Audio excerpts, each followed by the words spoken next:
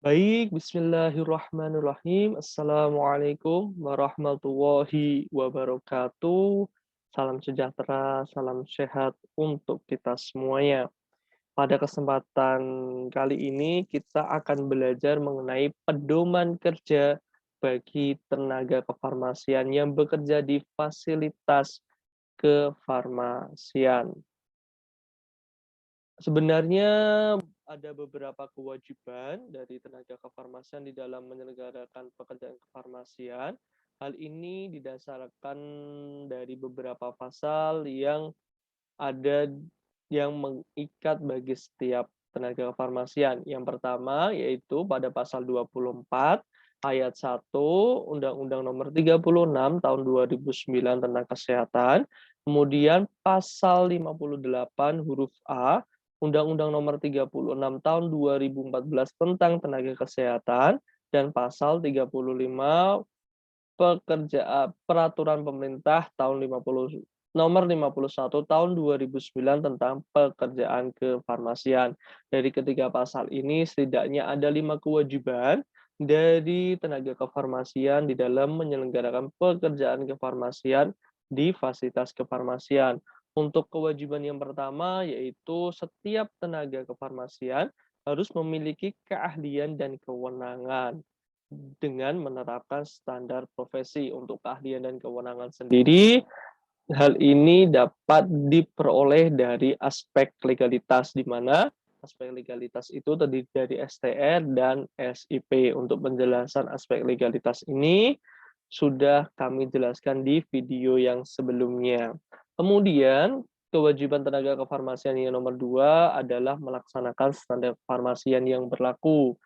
Kemudian yang ketiga, kewajiban dari tenaga kefarmasian yaitu melaksanakan standar prosedur operasional yang berlaku sesuai di fasilitas kefarmasian tempat tenaga kefarmasian bekerja. Kemudian yang keempat, setiap tenaga kefarmasian harus memenuhi ketentuan dari kode etik. Kode etik apoteker untuk profesi apoteker, kode etik tenaga teknis kefarmasian untuk tenaga teknis kefarmasian. Kemudian yang kelima, kewajiban tenaga kefarmasian adalah memberikan hak pengguna pelayanan atau biasa kita sebut dengan pasien. Kemudian selanjutnya kita masuk ke dalam kompetensi yang harus dimiliki oleh setiap apoteker. Setidaknya ada 10 kompetensi utama. Di dalam 10 kompetensi utama ini ada kompetensi-kompetensi yang mengikat di setiap kompetensi utama. Artinya, ada semisal kita masuk ke dalam kompetensi yang pertama, yaitu praktek kefarmasian secara profesional dan etik. Di dalam kompetensi praktek kefarmasian secara profesional dan etik ini ada penjabarannya, ada banyak poin-poinnya untuk melaksanakan atau untuk memiliki kompetensi dari praktek kefarmasian secara profesional dan etik ini. Pada kesempatan hari ini, kita hanya akan mempelajari 10 kompetensi utama yang harus dimiliki oleh apoteker. Yang pertama yaitu praktek kefarmasian secara profesional dan mengikuti ketentuan kode etik. Yang kedua yaitu optimalisasi penggunaan sediaan farmasi. Yang ketiga, dispensing sediaan farmasi dan alat kesehatan. Yang keempat, pemberian informasi sediaan farmasi dan alat kesehatan. Yang kelima, formulasi dan produksi sediaan farmasi. Yang keenam, melakukan upaya preventif dan promotif kesehatan masyarakat. Yang ketujuh, pengelolaan sediaan farmasi dan alat kesehatan. Yang kedelapan, komunikasi efektif. Yang kesembilan, keterampilan organisasi dan hubungan interpersonal. Dan yang ke-10, peningkatan kompetensi diri. Ini merupakan 10 kompetensi utama yang harus dimiliki oleh setiap apoteker. Selanjutnya, kita akan masuk ke dalam standar profesi tenaga teknis kefarmasian yang didasarkan pada keputusan Menteri Kesehatan Nomor 573 tahun 2008. Sampai saat ini merupakan standar profesi yang mengikat seluruh tenaga teknik kefarmasian. Walaupun di standar profesi TTK ini masih penyebutannya asisten apoteker, karena standar profesi ini dibuat 2008, kemudian TTK, istilah dari tenaga teknik kefarmasian itu dimulai tahun 2009 yang didasarkan pada pekerjaan kefarmasian. Tetapi karena belum ada standar profesi yang terbaru, maka sampai saat ini tenaga teknik kefarmasian itu masih menggunakan standar profesi di tahun 2008 ini. Untuk standar profesi tenaga teknik kefarmasian yang bekerja di Vaskes Pelayanan Kefarmasian atau Fasmasi Komunitas, setidaknya ada beberapa standar profesi yang harus selalu diterapkan. Yang pertama, tenaga teknik kefarmasian memiliki kompetensi untuk mengusulkan dan mencatat kebutuhan, menerima, menyimpan, dan melakukan administrasi dokumen sediaan farmasi. Kemudian tenaga teknik kefarmasian juga memiliki kompetensi untuk menghitung biaya obat, melakukan penerimaan resep dan peracikan obat, serta menulis dan menempelkan etiket. Kemudian tenaga teknik kefarmasian berhak untuk melakukan pelayanan obat bebas dan bebas terbatas. Kemudian kompetensi dari tenaga teknik kefarmasian yaitu menyerahkan obat sesuai dengan peraturan yang berlaku. Kemudian khusus tenaga teknik kefarmasian di rumah sakit memiliki kompetensi tambahan. Yang pertama, tenaga teknik kefarmasian dapat melakukan pencatatan pengadaan yang bersifat dropping, hibah, dan produksi, kemudian melaksanakan distribusi dari gudang rumah sakit. Selanjutnya, kompetensi dari tenaga teknik kefarmasian yang bekerja di farmasi industri ada banyak sekali. Yang pertama yaitu tenaga teknik kefarmasian memiliki kompetensi untuk mengusulkan pembelian atas permintaan PPIC, menerima, menyimpan, dan melaksanakan pengeluaran barang sesuai dengan dokumen permintaan. Kemudian membantu quality control di dalam monitoring barang expired, barang obsolete, dan pemusnahannya, kemudian melaksanakan penerimaan dan penanganan barang kembalian, kemudian melaksanakan penyimpanan dan pemindahan bahan baku, bahan pengemas, bahan ruahan, bahan antara, dan produk jadi. Kemudian melaksanakan ketentuan GLP di laboratorium. Kemudian memeriksa kualitas bahan pengemas, melakukan pemantauan laboratorium di bawah supervisi apoteker. Kemudian melaksanakan analisis sampel dan sampling, melaksanakan pemeriksaan peralatan, kemudian melaporkan ketidaksesuaian hasil pada atasan, kemudian melaksanakan analisis kromatografi, kemudian melaksanakan pemeriksaan catatan batch, kemudian menerima dan mengelola baku pembanding dan sampel, kemudian melaksanakan IPC atau in process control, dan memantau serta melaksanakan pembuangan dari limbah industri. Kemudian selanjutnya melaksanakan pembuatan sediaan padat, sediaan tablet, sediaan kapsul lunak, sediaan cairan steril, sediaan setengah padat, sediaan cair, dan sediaan setengah padat steril.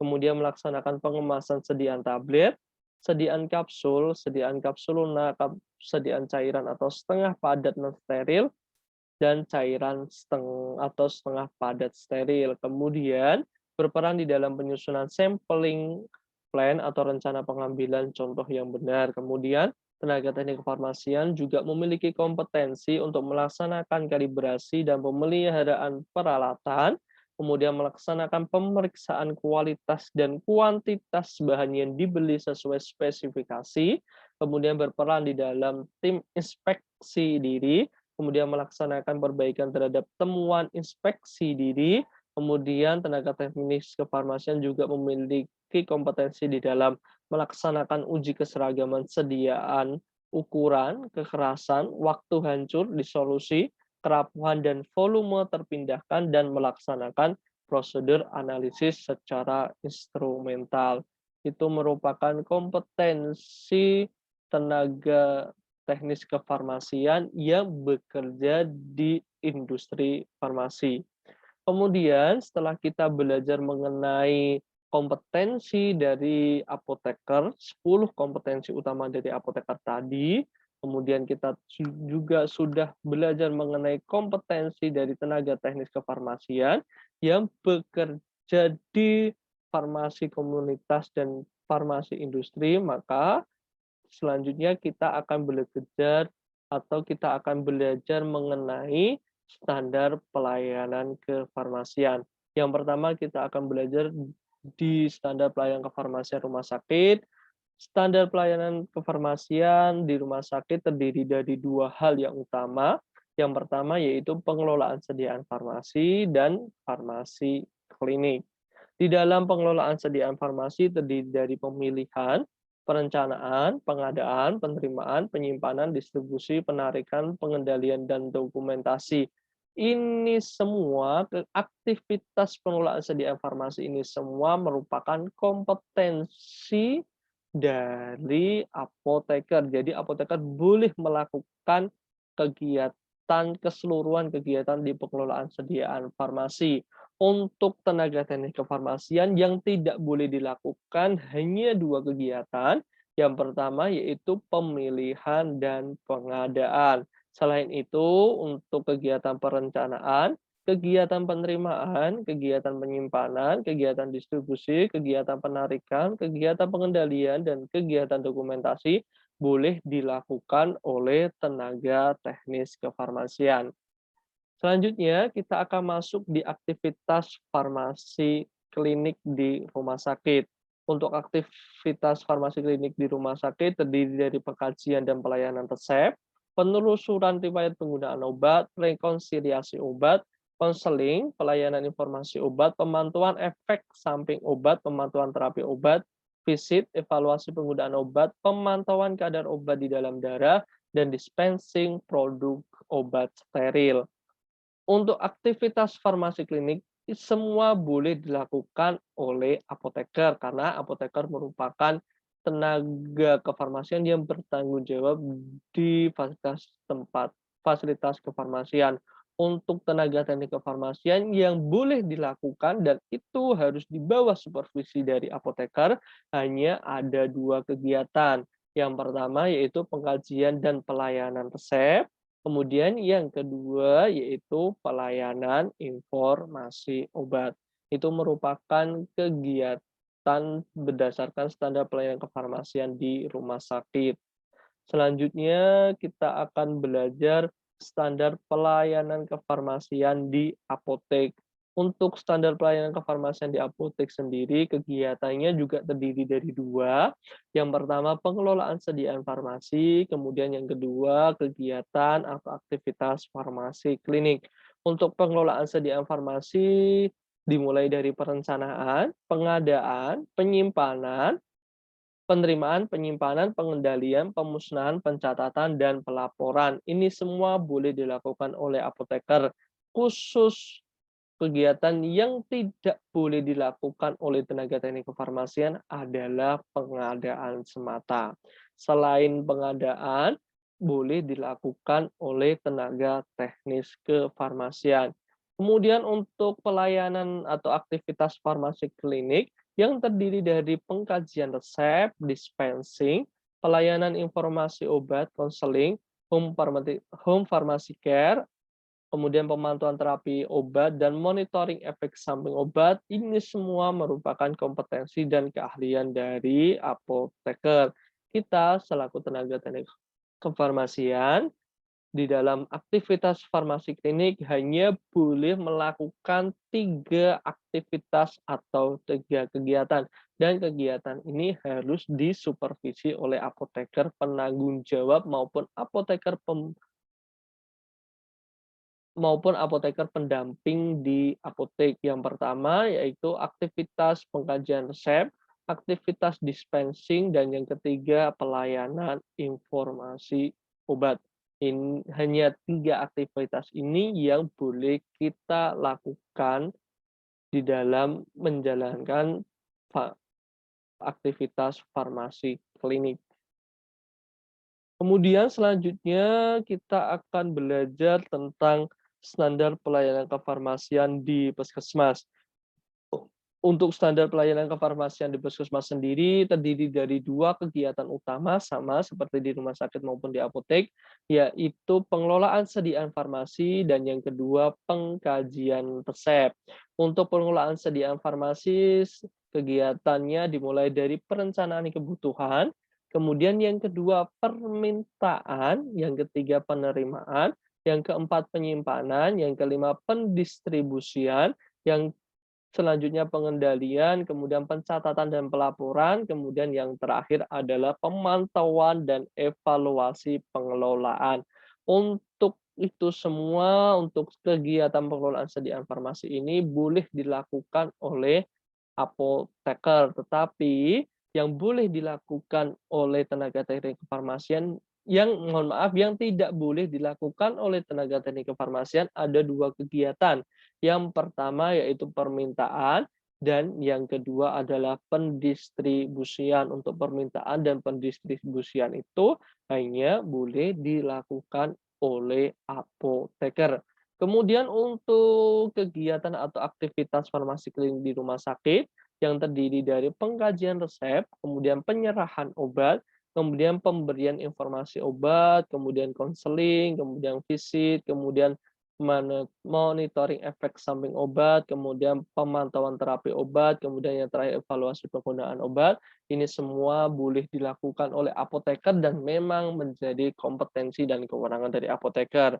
Kita selaku tenaga teknik kefarmasian yang membantu apoteker di dalam menjaga pekerjaan kefarmasian di rumah sakit, khususnya di pelayanan farmasi klinik ini, hanya boleh melakukan 3 kegiatan. Yang pertama yaitu pengkajian resep, yang kedua penyerahan obat, dan yang terakhir atau yang ketiga yaitu pemberian informasi obat. Ini merupakan standar pelayanan kefarmasian di puskesmas.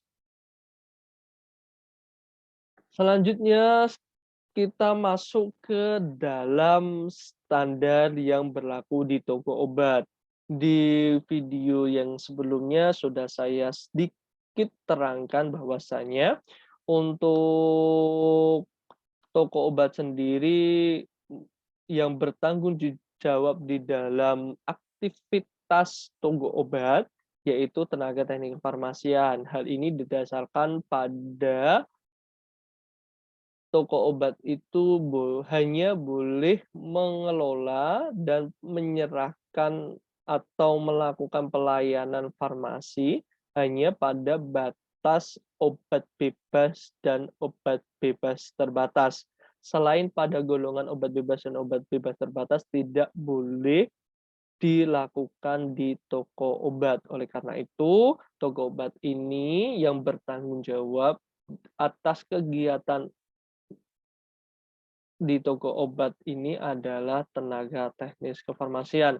Kemudian untuk standar atau kegiatan yang harus dilakukan di toko obat berdasarkan Peraturan Menteri Kesehatan Nomor 14 Tahun 2021, yaitu yang pertama pemilihan dan perencanaan, kemudian yang kedua pengadaan, penerimaan dan penyimpanan, kemudian yang ketiga penyerahan, yang keempat adalah pemusnahan, penarikan, dan pengendalian sediaan farmasi, dan yang kelima adalah dokumentasi.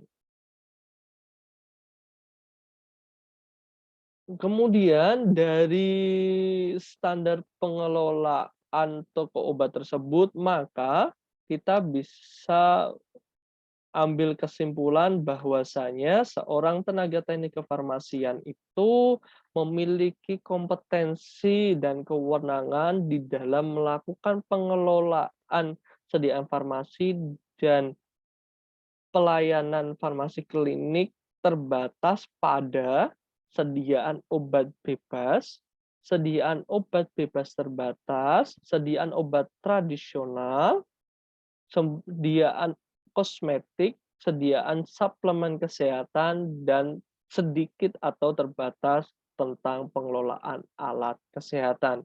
Ini semua merupakan kewenangan dari tenaga teknik kefarmasian di dalam pengelolaan dan pelayanan. Selanjutnya kita akan masuk ke dalam standar operasional prosedur. Tadi di awal kita sudah belajar mengenai beberapa kewajiban yang harus dilaksanakan oleh tenaga kefarmasian, di mana tenaga kefarmasian itu ik harus sesuai dengan keahlian dan kewenangannya yang terdiri dari aspek legalitas, kemudian mengikuti atau menerapkan standar profesi. Kemudian yang kedua, harus sesuai dengan standar pelayanan kefarmasian yang telah diundangkan oleh pemerintah. Dan yang ketiga, tenaga kefarmasian memiliki kewajiban untuk mentaati standar operasional prosedur. Standar operasional prosedur atau SOP ini apa? Standar operasional prosedur adalah prosedur yang tertulis di dalam melaksanakan pekerjaan yang rutin dilakukan. Standar operasional prosedur ini dibuat harus sesuai dengan peraturan perundang-undangan yang berlaku dan ditetapkan oleh pimpinan fasilitas kefarmasian. Kemudian dari pembuatan standar operasional prosedur ini harus ada kolaborasi antara apoteker dengan tenaga kefarmasian, sehingga pembagian tugas dan tanggung jawab dari masing-masing tenaga kefarmasian ini jelas dan tertulis.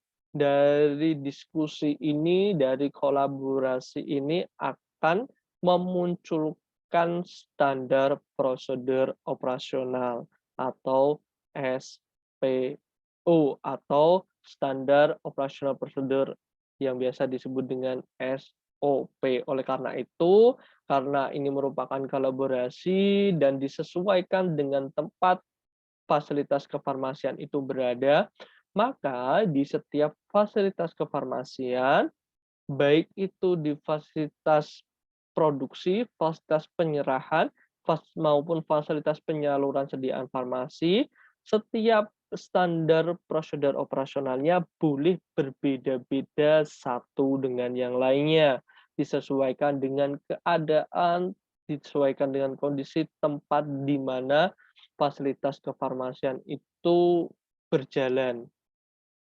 Di sisi yang lain, dari standar operasional prosedur itu pembuatannya harus dilakukan atau disesuaikan dengan peraturan perundang-undangan yang berlaku di Indonesia ini. Sekian dan terima kasih untuk kewajiban yang selanjutnya, yaitu tentang hak pelayanan atau hak penerima pelayanan atau pasien, dan kewajiban yang tentang kode etik dari apoteker maupun tenaga teknik kefarmasian akan kita bahas di pertemuan yang akan datang. See you next time. Terima kasih atas perhatiannya. Wassalamualaikum warahmatullahi wabarakatuh.